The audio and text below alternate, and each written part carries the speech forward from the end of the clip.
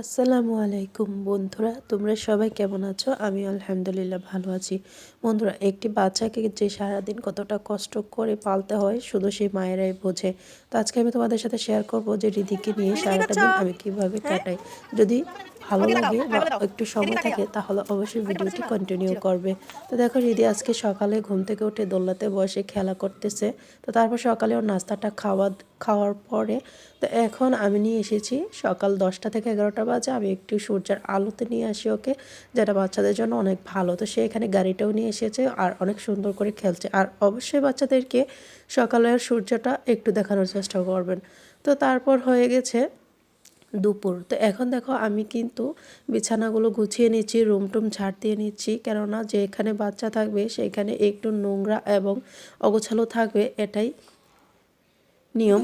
তো এখন দেখো আমি কিন্তু একটু সময় নিয়ে তাড়াতাড়ি করে নিচ্ছি কাজগুলো, কেননা তারপরে কিন্তু ওকে গোসল, খাবার দাবার, তারপর আবার ঘুম পাড়াতেও হবে।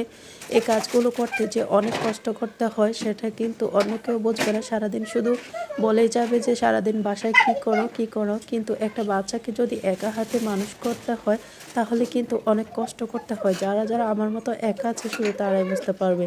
তো এই যে দেখো না, এখন কিন্তু দুপুরবেলা হয়ে গিয়েছে, আমি কিন্তু রুম টুম গুছিয়ে ওর জন্য গোসলের পানি রেডি করতে যাব। তো এই যে দেখো আমি কিন্তু সব কিছু সুন্দর করে গুছিয়ে নিয়েছি, আর ওর খেলনা সারা রুমে পড়ে থাকে। এখানে কিছু, ওই রুমে কিছু, সেই রুমে কিছু, কিন্তু এভাবে থাকে।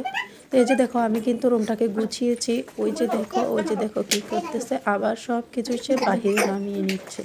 তো বাচ্চারা এরকমই করবে। আমি কিন্তু ওকে বলতেছি যে এগুলো কি করছো, এগুলো নামাচ্ছ কেন? ও কিন্তু কিছুই শুনতেছে না। দেখো কিভাবে নামিয়ে নিচ্ছে সব কিছু। তা আমি কিন্তু তার সাথে জোরাজুরি করি না, ওর যেটা মন চায় সেটাই করে। আর বাচ্চাদেরকে একটু ছেড়ে দিয়ে রাখলেই তারা অনেক আনন্দ পায়। তো এখন হয়ে গেছে তার গোসলের টাইম, মানে এখন 1টা বেজে গেছে। এখন আমি ওকে গোসল করাবো। তো গোসল করানোর আগে বাচ্চাদেরকে অবশ্যই সরিষার তেল বুকে এবং মাথায় একটু দিয়ে নেবেন, তাহলে তাদের ঠান্ডাটা লাগবে না। তো এই যে দেখুন আমি কিন্তু ওকে সরিষার তেল মেখে নিয়েছি, আর ওর গোসলের পানি বসিয়ে দিয়েছি। গরম হলে ওকে আমি গোসলটা করিয়ে দিব। তো এর মাঝে দেখো ওর ভ্যান্ট অনেকগুলো আছে, সেগুলোকে আমি একটু গুছিয়ে রেখেছি। আর এখন ওকে দেখো আমি গোসল করিয়ে নিয়েছি। এখন ওর মাথায় আমি গোসলের পর আবারও একটু সর্ষের তেল আর বুকে একটু সর্ষের তেল দিয়ে নিচ্ছি। তাহলে কি হবে, বাচ্চাদের ঠান্ডাটা লাগবে না। অবশ্যই তোমরা বাচ্চাদেরকে এভাবেই গোসলের আগে এবং পরে সরিষার তেলটা দিয়ে নিবে। তো তারপর দেখো ওর মুখে আমি ক্রিম লাগিয়ে দিচ্ছি, কিন্তু সে একদমই ক্রিম লাগাতে চায় না। তো আমি ওকে অনেক এইটা সেটা বলে ওর মুখে একটু ক্রিম লাগিয়ে দিয়েছি। তো তারপর দেখো ক্রিম লাগানোর পর ওর গায়ে আমি একটু লোশন লাগিয়ে দিব। তো দেখো সে কিন্তু একদমই লোশন লাগাতে চায় না, সব কিছু ফেলে দিচ্ছে। তো তারপরও আমি ওকে চেষ্টা করি একটু সুন্দর করে গুছিয়ে পরিপাটি করে রাখার জন্য। আর সে দেখো অনেক শৌখিন, অনেক সুন্দর সুন্দর ও সানগ্লাস অথবা ব্যান্ড পরতে চায়।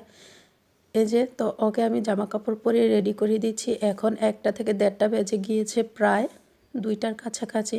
তো এখন আমি ওকে দুপুরের খাবারটা খাওয়ানোর জন্য, তো এইভাবেই একা একা একটি বাচ্চাকে সামলাতে হয়, প্লাস ঘরের যত কাজকর্ম আছে, রান্না বান্না, নিজের কাজ, সব কিছুই কিন্তু করতে হয়।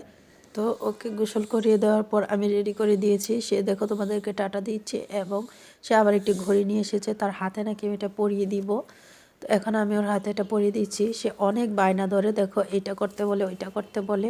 তো এখন হচ্ছে ওর খাবারের সময়, আমি এখন ওকে খাবার খাইয়ে দিব। তো এই যে দেখো ও কিন্তু একদমই খাবার খেতে চায় না। আর সব বাচ্চারাই এরকম, মায়েদের এই একটা কষ্ট, সারাদিন এত কষ্ট করার পরেও যে তার সন্তান একটু খেতে না চায় তাহলে কিন্তু অনেক মন খারাপ হয়ে যায়।